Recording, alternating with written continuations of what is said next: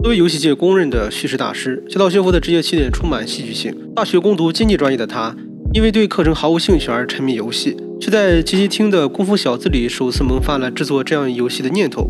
这个曾被视作不务正义的选择，最终改写了游戏产业的历史。1986年加入科乐美神户分社 MSX 部门之后，小岛的创意之路充满荆棘。首个以大逃亡为灵感的逃狱游戏企划，在游戏中玩家扮演的囚犯在牢狱中进行逃亡，在抓到之后又被关到新的牢狱中继续逃亡。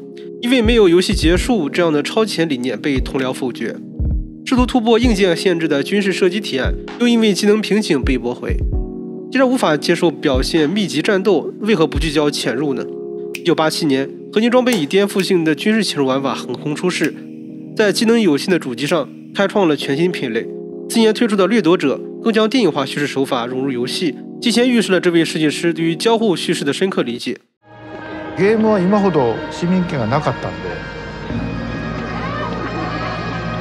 もうヤクザの商売だったんです、あの頃、ゲームセンターはそういうイメージもあったので、すごくネガティブだったんですけど、うちの母親だけはなぜか反対しなかったんですよ。あんたが行きたいんやったら行っていいと。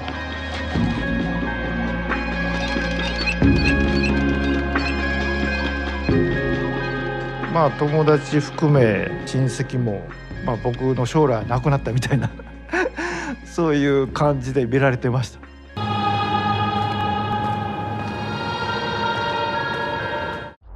上期视频讲到，刚刚上任游戏兵的基利安就只身前往飞机工厂营救同事吉普森，而在那里看到的是吉普森尸首分离的惨状。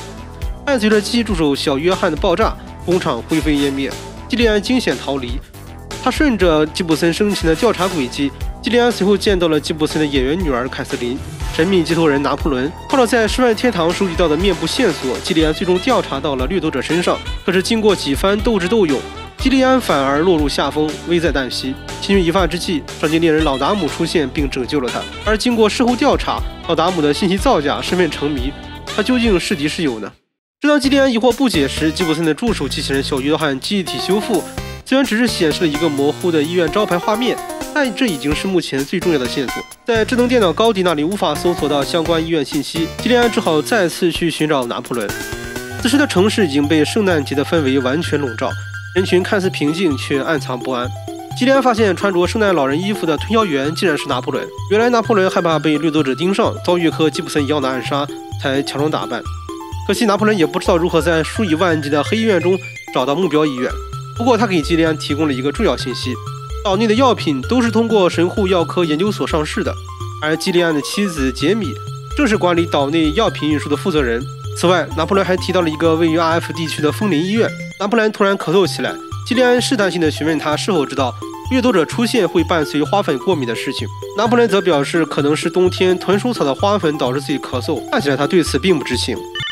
于是基利安首先联系杰米。是不是吓了一跳啊？现在是电话留言哦。在恶作剧之后，基利安联系到了工作中的杰米，杰米则非常积极的热情配合。基利安与合金装备来到枫林医院附近，却听到奇怪的叫声。走近一看，这里竟是一家宠物医院。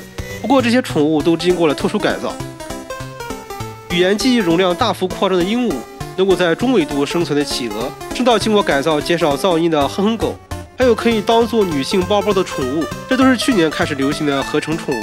有传闻称宠物可以嗅出掠夺者的存在，这也使得养宠物的人越来越多。但遗憾的是，这里并不是掠夺者的皮肤维护医院。基利安的调查再次陷入僵局。就在这时，接待员米卡紧急来电，称凯瑟琳似乎遇到了危险。基利安立刻赶往了吉普森家中，却发现屋内已经没有生命体反应，书房被翻得乱七八糟。在后院，他看到宠物犬阿丽丝倒在地上，死状凄惨。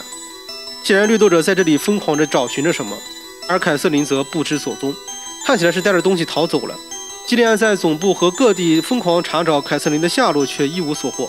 没想到，当他回到家时，竟然发现凯瑟琳正在这里洗澡。这颇具色彩的福利场景，虽然画面在如今看来不算惊艳，但经过细腻的文字描写和人物互动，依然极具代入感。原来凯瑟琳在整理房间时，在家中的模型里发现了一个医院列表清单，这是吉普森生前的重要调查成果。上面列出了超过3000家医院。基利安仔细研究，突然想到，在公司标牌上有个灯不亮，再结合之前出现的棋子，可能造成了出现 OLEN 的这个字母。它其实原本是 Queen， 而医院院长陈珠凤可能就是掠夺者。基利安安慰了凯瑟琳，并且请求了神户警方的支援，最后便前往了皇后医院。皇后医院早已荒废，院内的3间病房透露了诡异的气息。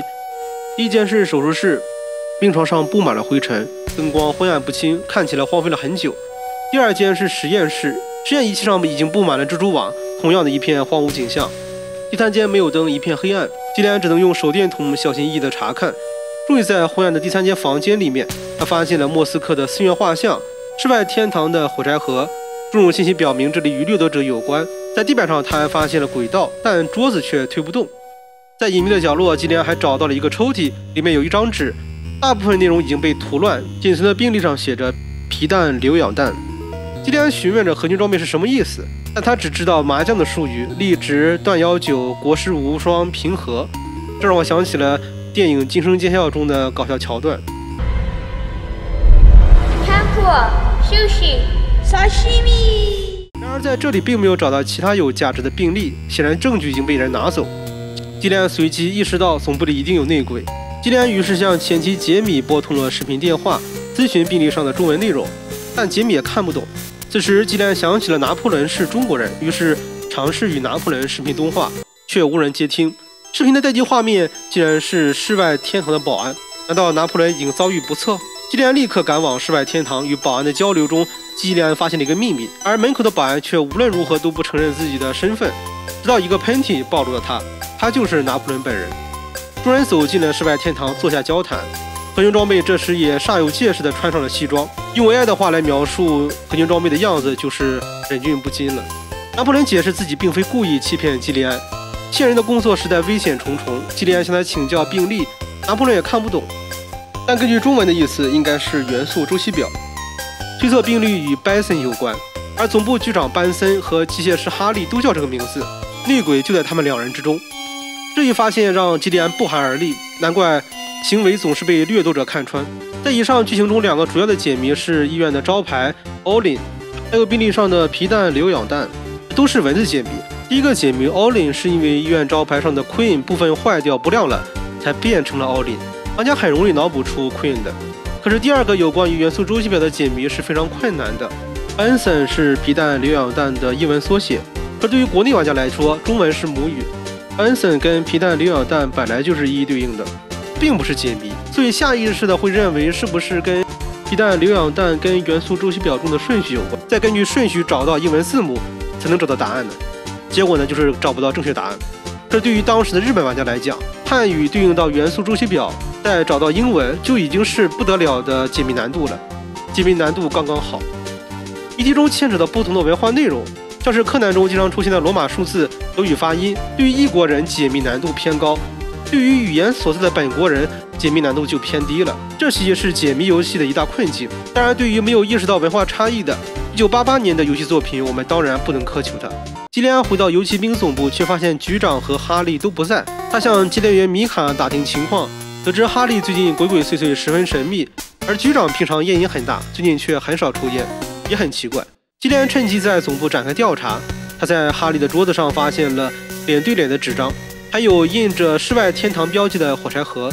要知道，总部只有哈利一个人抽烟。在局长办公室，基利安发现墙上的画暗藏玄机，将画和背景互换，竟然呈现出脸对脸的样子，这与哈利纸条上的内容不谋而合。他仔细调查，发现脸与脸中间有个按钮，按下后，画反转成了莫斯科红场的照片。这照片究竟是局长的，还是有人故意陷害呢？一时间，基利安难以分辨谁才是真正的掠夺者。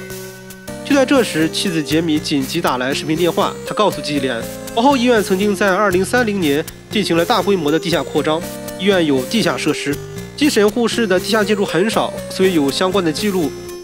院长陈周凤曾经展开过违法经营活动，被停业。基利安意识到这里就是掠夺者的老巢，决战时刻终于来临。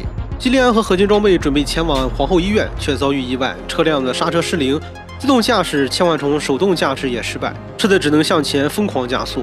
心猿意发之际，赏金猎人朗达姆出现了，以酷似电影终结者的动作单手开枪，打开车门救下了他们。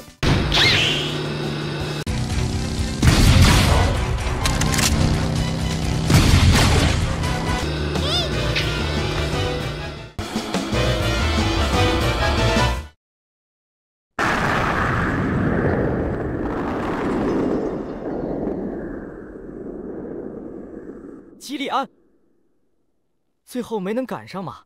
说什么蠢话呢？我在这里。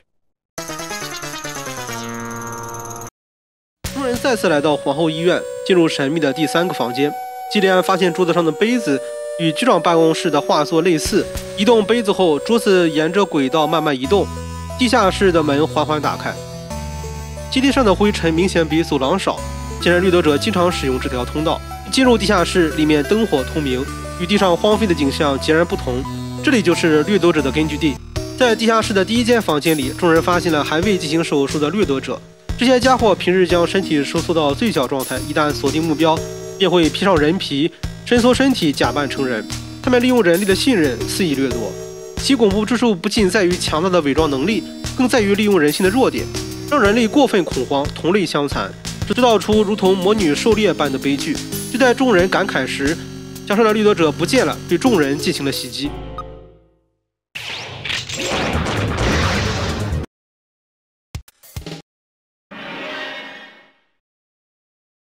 基里安，后面。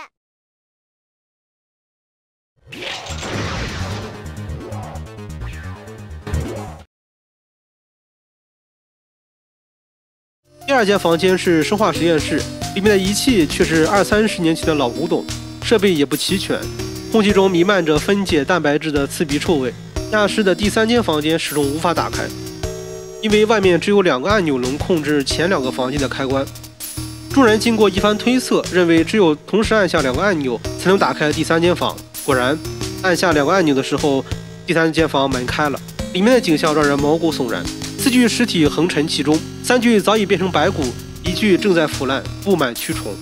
通过对蛆虫的分析，合金装备推断出第4具尸体的死亡时间。尸体身上能够证明身份的物品全部消失不见，牙齿也被做了手脚，好在头部保存相对完整，可以进行复原。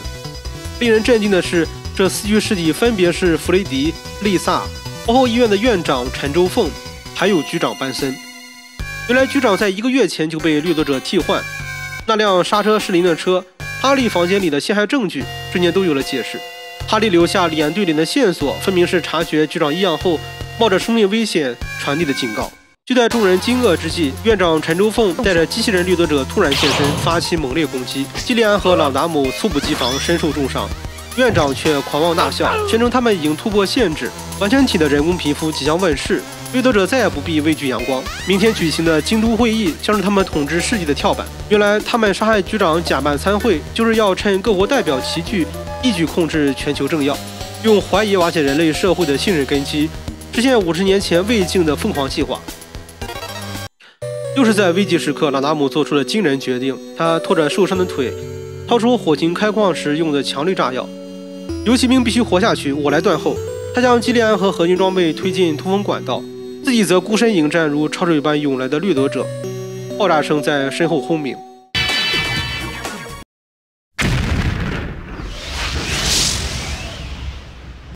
基利安却来不及悲痛。京都议会迫在眉睫，各国代表已然到达，民众恐惧至极，要求用核弹毁灭新神户的呼声震耳欲聋。基利安拼尽全力走过漫长的地下管道，爬上去，没想到来到了弗雷迪尼尔森的浴室里面。哎呀！这又解释了之前夜晚弗雷迪尼尔森为何突然从公寓中出现的秘密了。因为车子已经报废，基利安只能从路边打出租车回总部，可没想到又差点惨遭毒手。没有完全死透的陈周凤扮作司机突发冷枪，幸亏基利安足够机敏，瞬间击杀，最终化险为夷。历经艰难险阻，基利安终于回到总部，却发现这里早已是一片狼藉。米卡在防护罩内晕倒，唤醒米卡得知哈利打开防护罩，一个人进去找院长决战了。走进总部，哈利倒在血泊中奄奄一息。临终前，哈利握着基利安的手，眼中满是遗憾。我一直想告诉你，原来局长逼问哈利时暴露了身份。哈利为了保护同伴与他进行殊死搏斗，而此时真正的掠夺者局长正劫持米卡，在屋顶面目狰狞地笑着，就算杀了我又如何？杰米博士很快就会成为我们的助力。基利安强忍的悲痛扣动扳机，通过灵巧的设计终结了这个冒牌货。可危机远未结束，杰米发来紧急视频，他身后大雪纷飞，掠夺者的身影若隐若现。会议结果出炉，各国代表一致同意用核弹夷平新神户。基利安心急如焚，不仅前妻杰米生死未卜，而且按照责任继承规则，如今还健全的他是总部的负责人，必须在12小时内找到掠夺者老巢，阻止这场灭顶之灾。由于篇幅关系呢，本期视频就先到这里。欲知后事如何，请听下回分解。如果你喜欢本期视频的话，欢迎点赞关注，我们下期再见。